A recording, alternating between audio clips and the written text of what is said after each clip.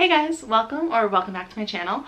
Trying to be a little more consistent here, so we're here with a September wrap up, even though I was like, oh, I shouldn't do it, it's so embarrassing, because like I watched one where somebody read like 17 books in September or whatever, and I read 3, and then I was like, I really gotta get over that. Like, we are over it.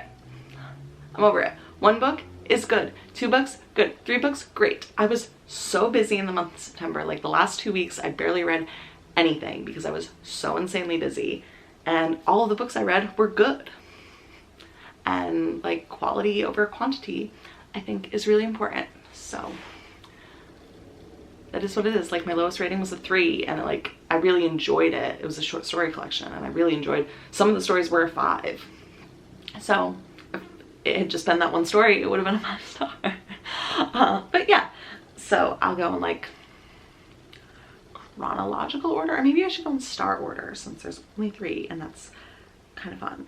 My lowest rated was actually the book I finished last, I think, or at least marked my storygraph last. I might have forgot when I finished it, but it was Her Body and Other Parties by Carmen Machado. I gave this 3 stars. It is a short story collection. They're all kind of feminist horror stories, I guess, but I didn't find most of them horrifying, even like psychologically. Like, you know, like obviously they're not like monsters exactly, but like I didn't find most of them super horrifying, or most of them particularly like interesting in a feminist way even, which is strange because I read ooh, that lighting.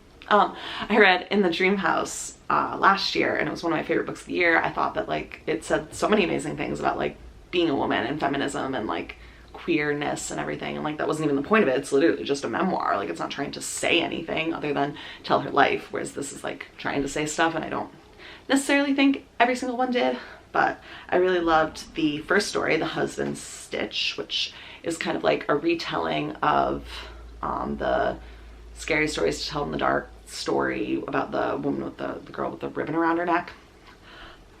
Loved that one. I really liked the first half, or like the first 3/4 of Real Women Have Bodies, which is kind of like a women are disappearing kind of story. Oh no, they're like fading away or whatever. But I didn't really love like how it ended, and I also felt like there was a chance for like a little more social commentary, like about like kind of like missing and murdered indigenous women or something, about how like nobody cared about the women missing when they were people of color, just like a throwaway comment about that or something. I don't know, but I just felt like it like didn't quite go quite as far as it like felt like it could have, so that was like a nice like 4-star. And then 8 Bites I thought was like another like 4-star. It's kind of about like diet culture, which is obviously, I feel like as a woman who reads a lot of feminist stuff, I've read a lot of stuff about that kind of thing, but I thought it was like an interesting play on it, and I found the main character, like her relationship with like the members of her family, really interesting. Everything else was kind of just all like, you know, 3 stars, fine. I really hated the Especially Heinous, which is like an SVU one. I was literally like skimming through it. I was so bored, but I think it's just not my kind of, it was a little sci-fi horror, which I don't really think is like my type of horror, and also like I hate the show, so that was gonna be like a hindrance in my enjoyment. But yeah, I definitely recommend this if you're looking for like a short story collection, or if you've read In the Dream House and like her writing style, and maybe you're just more open to weird little speculative creepy stuff than me. I'm not really like a horror person, so maybe I shouldn't have even tried this, but it wasn't scary. I don't know. And my next rating, I do not have physical, that's the only one I have a physical copy of, was I have to get the full title. It is Where Are Your Boys Tonight? The Oral History of Emo's Mainstream Explosion, 1999 to 2008 by Payne. I listened to that on an audiobook, which I thought was really cool. There was only one narrator, which is interesting because it's like, it's an oral history, so it's all told in like interviews with different members of emo. And in August I read a different book about like emo that I felt was very personal to that the person writing it, which is fine. But this was, I think, a lot more what I was looking for from that book. It touched a little bit on the beginnings of emo, but then it very quickly became focused on, selfishly, my experience with emo music. It talks a lot about like the scene in New Jersey and like all those bands, Taking Back Sunday, Brand New, that was Long Island, but My Chemical Romance, all those kind of things. Talked about some of like the older people that like led to it. Talked about a lot of like the basement shows and the house shows and all of that thing, which I was like a little bit too young to really live through. And I had a lot of really, really good interviews and some really interesting perspectives on things. I really actually loved everything that like Chris Carrabba talked about, because he was kind of the first. I think a lot of people talk about like Fall Out Boy or My Chem being like the first like crossover, but like not at all. Like Dashboard and like Chris Carrabba were really the first crossovers, like, and like Hands Down was huge, and like it was literally meant to be like this side project for him. Like he was in a band and then he was winning like a VMA, and it was just this like really weird experience, and I thought that was all really interesting. I think they tried to like include like perspectives from like people of color and their experience in the scene. Like there was Hanif Abdurraqib, who I've read books for before. He like spoke about his experience a little bit, and especially with like Fall Out Boy. And then they talked a lot about like Pete Wentz being mixed race, and I feel like that often kind of gets like glossed over in a lot of the discussion. And they talked a lot about like Travie McCoy and Gym Class Heroes and all of that. And I really, really was impressed by the way that the book handled Brand New and Jesse Lacey in light of all of the things we now know about that person. And even like you have to talk about the importance of Brand New and his contributions to the scene and all of that. But even like interviewing people who knew him were kind of just like, yeah, he always sucked, and he was just so much of a musical genius that we put up with him until we couldn't anymore.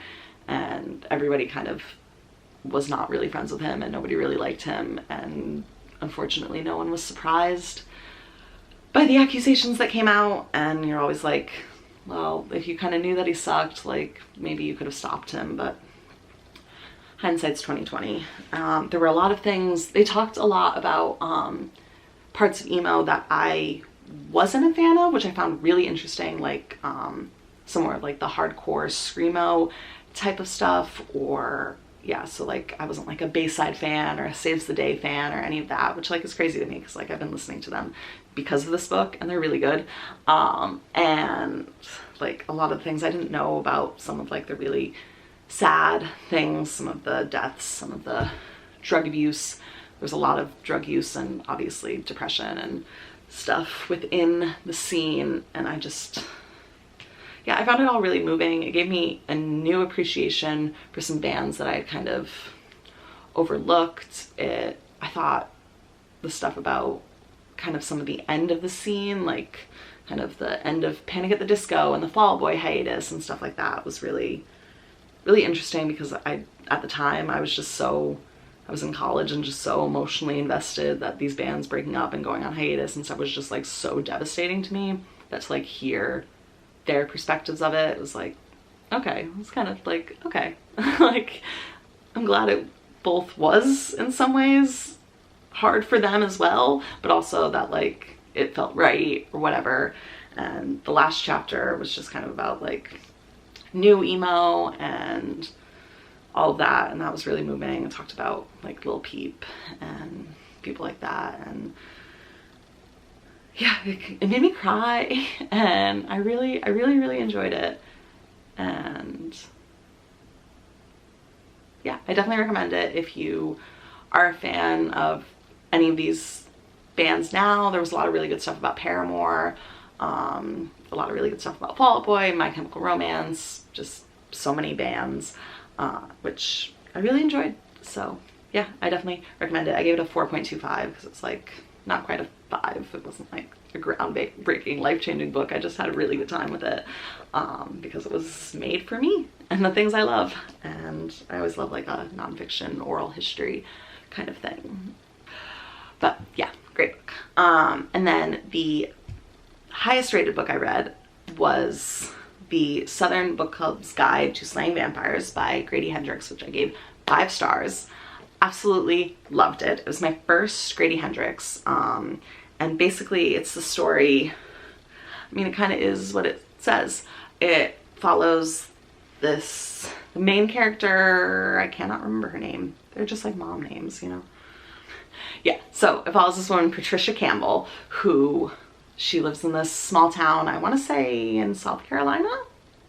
I could be wrong about that. One of the Carolinas. And it basically like it starts with like she goes to this book club and it kind of sucks. So her and like the other like cool people at the book club basically like start their own like fringe book club, and they read like true crime books or like novels that are true crime adjacent, like, you know, Anne Rule, Helter Skelter, stuff like that. It starts in the 80s. It covers kind of like a long period of time. But yeah, so that's like the premise of the thing. And then, but the real like action of the book starts when a mysterious stranger moves to town, and like he's like charming and all this stuff and like seems great, but Patricia's mother-in-law is immediately like, she's like old and has dementia and lives with them, and like is immediately like, I know you, like you are responsible for my dad's death. And like it's like the 1980s and she's talking about this thing that happened in like the 20s, and everyone's like, okay grandma, like no. But Patricia eventually starts to think that maybe her mother-in-law was correct, and there's missing children, and it's kind of very dark. But so like look up trigger warnings if like violence against children or anything like that bothers you, which like who isn't bothered by that? But it just it's really, I really loved just the women in it. Like I think that's what really made it a 5-star to me, is that like the members of the book club and Patricia herself, and like seeing the growth in this woman from like this meek little housewife to like a badass vampire slayer, basically, is the only way to describe it, through like using like books and true crime and like just her motherly instincts. And I just thought it was really cool. And it's about like female friendship and motherhood, and this idea that like the conflict between like, is being a mother enough? Like, do I want more? Do I want to be more? And like women who are like, being a mother and a housewife is enough. And you know, like all of that. And I just really, I really felt for Patricia especially, and all the characters really grew on me. And it was very scary, very horrifying at points. I'm not, as I said at the beginning, I'm not really a horror person. So like some of the scenes were like, oh God, like the descriptions, I was like, I don't want to, how do I like because I was like going back and forth between like physical and audio, and I was like, how do I like unhear this? But I really, really loved it. And like, yeah, it made me cry and made me laugh. And I'm very excited to read more from Grady Hendrix, because I don't even know if that's like one of his most beloved books. So maybe I'll be even more impressed by other books. So yeah, I definitely recommend it. And I felt like it was a good, like, that's about my level of horror. Yeah.